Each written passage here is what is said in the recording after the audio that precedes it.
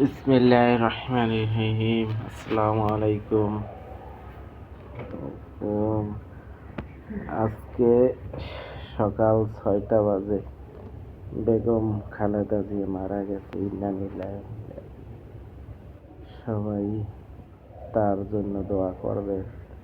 আসলে মুসলমানের জন্য দোয়া করা সুন্নত। সবাই দোয়া করবেন ভাই। দেখেন, এই সবাইকে একদিন চলে যেতে হবে এই পৃথিবী ছেড়ে। পৃথিবীটা হচ্ছে 2 দিনের বৈরাগী। আসো, খেলো, খাও দাও, ফুর্তি করো। আসলে এইসব না, আখেরাতের কিছু চিন্তা ভাবনা করা উচিত আমাদের। আমরা তো সবাই আছি দুনিয়ার মায়ায় পড়ে।